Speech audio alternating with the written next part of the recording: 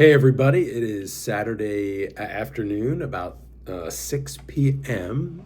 in Independence, Ohio. I've been here at the Strongsville Independence, whatever we're calling it now, show since Thursday evening, and it's been a fantastic time. Incredibly productive visit. Having only recently started this channel in the last 4 or 5 weeks, I guess, and only done 3 videos.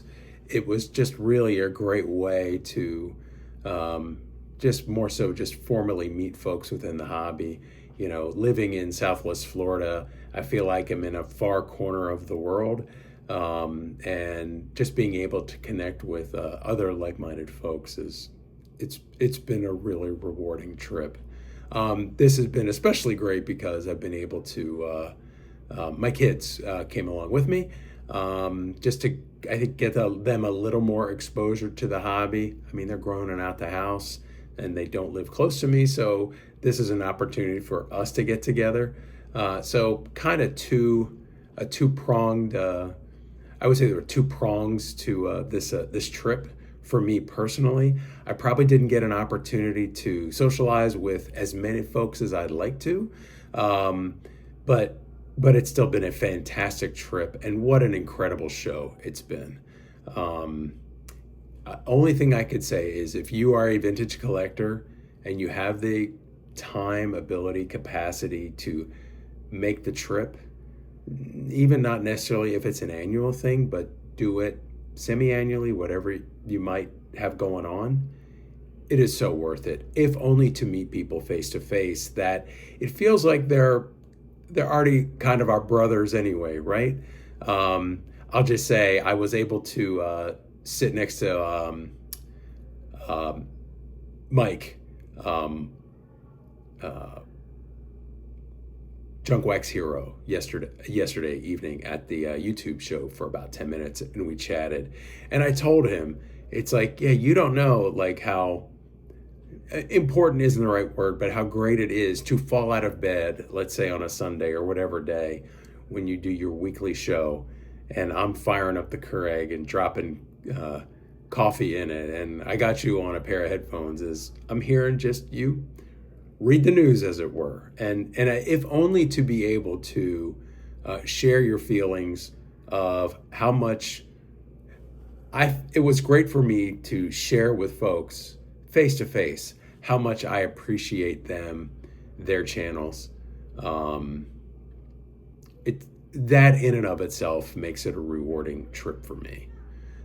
Anyway, it's been a really productive weekend. I'm going to share some pickups with you. Now, this is in advance of the trade night, which probably leaving here in the next 10-15 minutes. So I'm just going to share I'll share my pickups with you all now, and I have a few. All right, pickups, because I was nowhere near as prepared as some of my other vintage collecting YouTube compatriots who brought a card stand. I am going to have to use the ice bucket to display my cards, at least for this video. But hey, any port in a storm, right? So the first stop I made was at Stan Locke's table. One of my projects is vintage Colts. I'm trying to collect all the vintage Colts and even the teams that vintage Colts played for before they became the Colts. And it's kind of an obscure player, but the 1952 Bowman Large Barney Poole, this card had eluded me in decent condition forever. And Stan, unsurprisingly, with his incredible inventory, he had it. And he did not only have this one, he had 15 others that I was able to choose from. So I was able to pick and choose from the best version of the card. So that's my first. Additionally, from Stan, as I chase NFL Hall of Fame rookies, I was able to get this Claude Humphrey rookie. This was an interesting one. A lot of my purchases over the last year have been through eBay or auctions, and finding one in nice shape, mostly centered well, is real. This one was surprisingly tough for me to find. And Stan probably had a solid dozen or so for me to pick from. Really excited to get this card. I every time I see 1970 Topps Claude Humphrey on my eBay list, I'm always looking, and it's, boy, about finding the right one. Another project, NFL Hall of Fame rookies. It is, so as part of that, the 1969-70 Tall Boys have a mess load of them. So I was able to get this Billy Cunningham, this Jerry Lucas, and this Elvin Hayes. So Hayes probably the best known of the bunch, but I was able to get the Lucas, the Hayes, and the Billy Cunningham from him. Thrilled to get it. These were over the course of 2 different stops. I picked up everything yesterday, except for the Barney Pool from Stan's table, and I got the Barney Pool today. So Stan Locke, tons of inventory. Frankly, if there's a card you need, especially if you're a set builder, I'd go to Stan's first all the time. Next, I went to, because of the 69-70 Tall Boys, I'm collecting them mostly raw. I wish I could remember the deal I got this from, but I ended up getting this Walt Frazier and Earl Monroe. Not that these two have really eluded me, but I feel like I got a fantastic deal, and I wish I could tell you who the dealer was. Both are not the greatest centered up, top and down, but super sharp, really well centered left to right. I'm real happy with this considering the deal I got them. Just to knock these two off that checklist, I'm excited. Probably will get the Kareem when I get that. I'll get it graded one of these days, but for the most part, most cards in that set, I'm just going to try to get raw, at least all the Hall of Fame rookies. Other stop I went to was Tim Payne's table. Again, fantastic inventory, tons of stuff. Again, with the NFL Hall of Fame rookies, I got this, I got this Carl Eller in a 7.5. Perfectly centered, saw it, dug it, love it, need it. I recently picked up Paul Krause in an 8. This is gonna go great with that, obviously. That Krause card can be a challenge. Also, with those vintage Colts, I picked up this 1952 Bowman Large Art Donovan. Again, I had the Bowman small. I needed the large. Tim had this.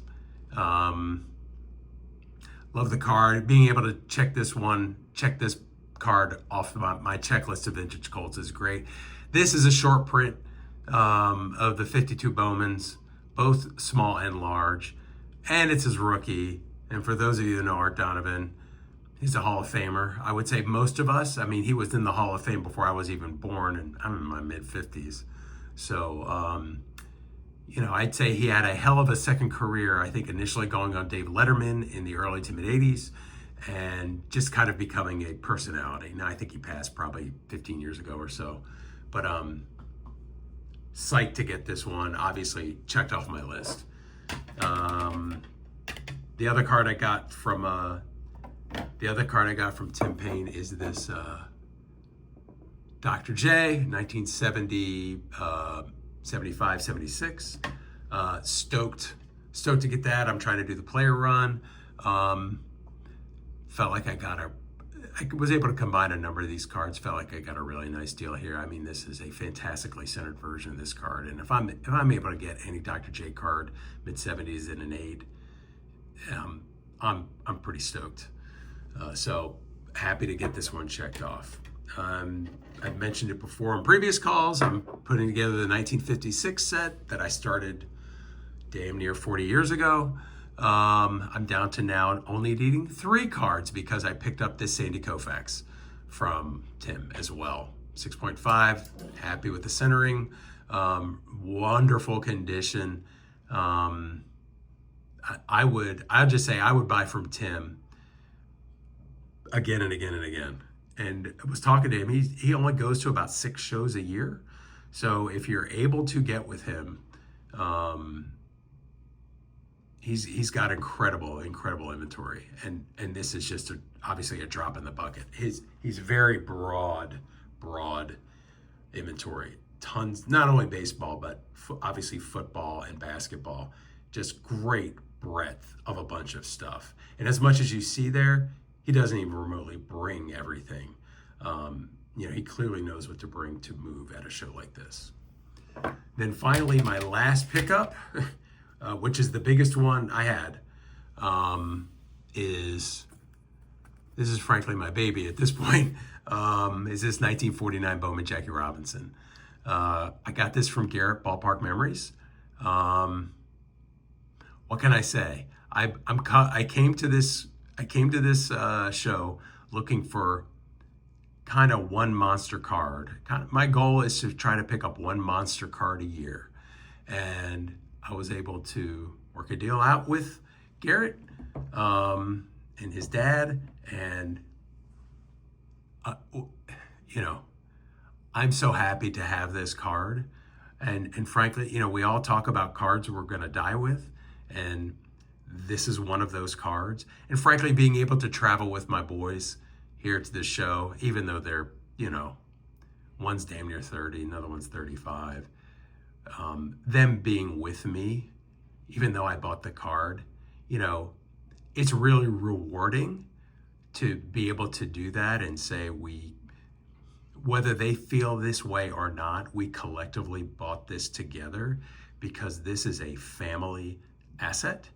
As I look at it, not that I'm a fan of the idea of cards as an asset, but a card like this is something that you want to keep in the family, and you want it to be with, I think you want them to appreciate, and we all took history and things like that, but being able to be there with my boys when I got it, beyond the pleasure of getting the card, it is probably even more rewarding to have been able to get it with my kids.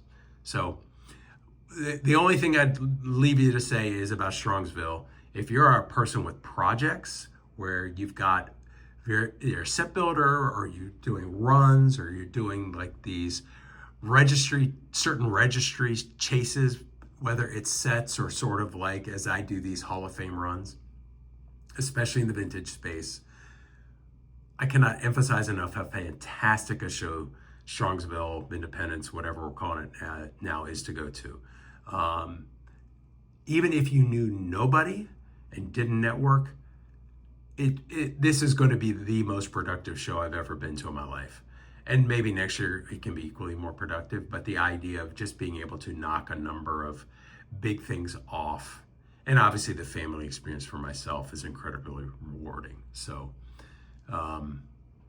enjoyed it. If I have additional pickups at the trade night, stay tuned, and maybe, I won't say there's a part 2, but it might come right after this. Bye-bye.